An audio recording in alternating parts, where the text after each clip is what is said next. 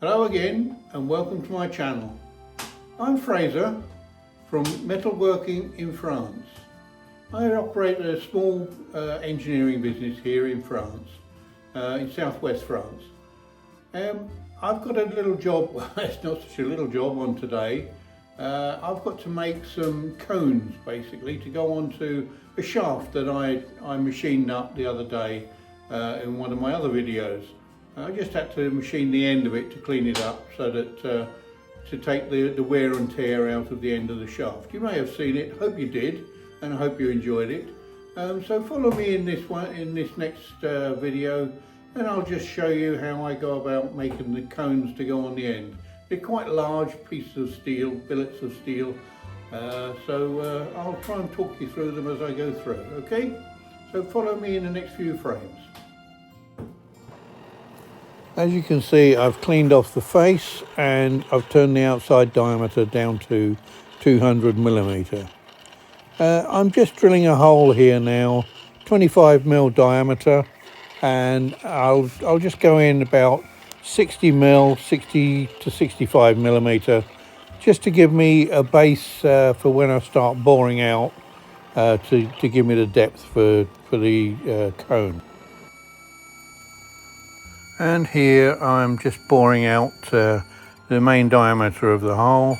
I'm taking it out to about 35mm by 60mm deep, just to give me a chance to put the taper in. Here I'm boring the taper. I've turned the headstock around at 10 degrees so that I can bore this taper. It's nice and smooth, it's coming in quite nicely. So I'll just keep doing this. I just keep going until I reach the depth that I need to be, and obviously the outside diameter at this front edge. Now I'm just turning down the outside diameter so that I can reach the 150mm diameter for the base of the cone. I've set it up in the lathe so that it's nice and true. I've already turned off the face, and we'll just get this nice and clean.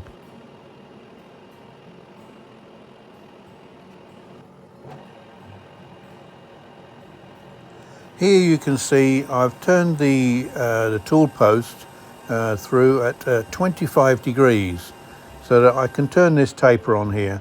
It's quite a long, drawn-out job. I've speeded this up quite a bit because it's going to take quite a while. I've got to do it manually by hand because this taper is far too big to do with a taper turning attachment, which I don't have anyway. So I'll just keep machining away at this, and it's a bit hard on the wrist, but yeah, it's coming off okay. I've just got to take about 1mm at a time for the cuts. So because using just the manual feed on hand wheels, it's not particularly true, because obviously the cross slide is obviously loose, and obviously there's play in it, so that it would rattle backwards and forwards.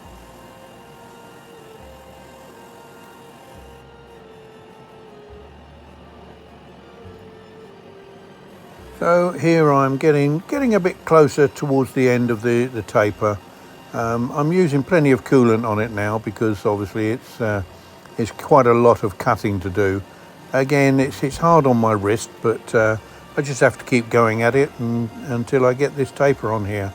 It's not looking too bad. Finish is not brilliant at the moment, but I can sort that out as I get on a bit further with it. So yeah, we'll just keep moving on with this, and it's a bit difficult to show you in any depth of what I'm actually doing. So here I'm just getting down to the finishing cuts. I'm turning it a little bit faster than I was before, and I'm turning it slowly, feeding it slowly on a bit higher speed. Basically, because the tool post is not locked in place, There's a little bit of side play on the slides itself, so I have to be a bit careful. I can't take too heavy a cut, but we're getting there. And the final cut I'll do that with running the tool backwards, because obviously the front edge of the tool is starting to wear. The back edge is still nice and clean, so when I come back down the taper, it'll clean up quite nicely. It's not looking too bad actually now. As you can see, we now have the cone set up on the rotary table. It's set up pretty accurately. It's within a thou or two. So I'll zoom in on that clock and we can see just how much we've got on there.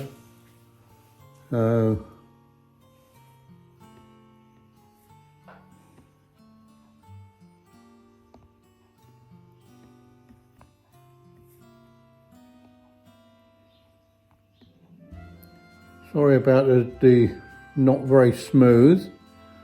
And getting in that close, it's quite it's quite delicate. So I'll just turn this round so that we can see there's not a lot of movement on this dial. So we're within a couple of thou, or a couple of thousandths of an inch, or a few mu if you want to talk in metric. There we are. So now that's all ready to start drilling the holes.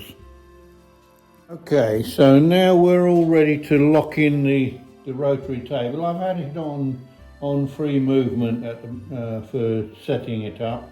So now I just have to pull this plug out and swing the table up over the top until it locks in. That's fine. And now it will only operate on this handle here.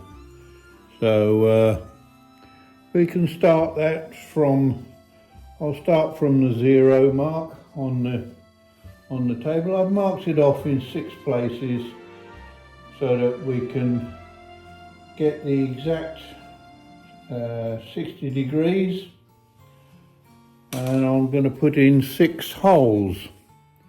So we'll start that one off. We'll do one. So here you can see I've got a centre drill in the chuck. I've speeded this up quite a bit because obviously you can't really drill holes that quickly unless you want to ruin the drill. I'll just put a centre drill in all 6 holes. I'm using the hand wheel to wind the table round because it's a more accurate way of doing it, and we'll get those 6 holes in. Give me a pilot for a starter for the pilot drill. Here you can see I'm using a 7mm drill just to put a pilot hole in, ready to take the tapping size drill for M12. So here I'm opening these holes out to 10.2mm diameter. That's the tapping size for M12 thread. Now it's time to just put a countersink bit just on the top of the thread, just really to break the edge of the hole. It makes it a little bit easier to get the tap in it when I start tapping as well. Here you can see I'm using an M12 tap, a machine tap, because they tend to be a bit easier to use even in a hand tapping wrench. Basically because you don't have to back them off quite as much. They break the chip off a lot easier. So I'm using a T-bar tap wrench because obviously the height of the cone I can't get in with a normal tap wrench. So I'll just do 2 or 3 of these just so that you can see what I'm doing. I've speeded it up a little bit so that you don't get too bored watching me tap these holes. You can't, even with a machine tap, you can't really tap as quickly as that.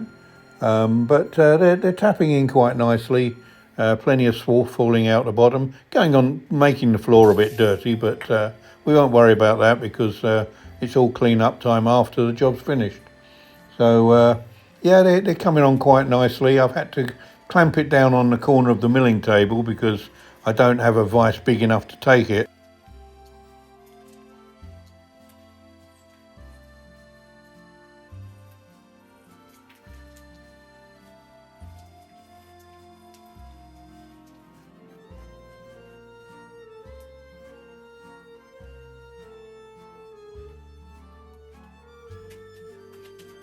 So here you can see I've just put the tap into the cordless drill, and I'll just run that through each of the holes just to clean out any swarf that may be in there, and that just keeps everything nice and clean and make sure the thread is nice and smooth. So here we see the two cones completely finished. They will be going on to the end of a tapered shaft. As you can see, there's a large cone on the front edge, and inside we have a tapered cone which will be going into, or be going onto, this shaft, which is part of a previous job, which you may have seen the video before when I cleaned up this cone end just to take some of the wear out of it. So that now fits into this cone end with a 12mm screw in the end of it to hold it in. And you'll see in a later video where I make some aluminium cones, similar shape but quite a lot larger, which will then actually go onto this bigger cone to locate, and then there's 6 screws to hold the thing in place. But you'll see that in another video a bit later on. Okay, so there we are, another little job completed. Well, not so little actually, it was quite complex in the end. I hope you enjoyed this video. There was quite a lot of work involved in it. So only took me about 60 years to learn how to do this sort of stuff, but there you go. Hope you enjoyed the video. Look out for more videos in the future, and if you haven't already done so, please subscribe to my site. And obviously, if you have any comments to make, please feel free. In the meantime, I'll say goodbye. Thank you very much. Goodbye.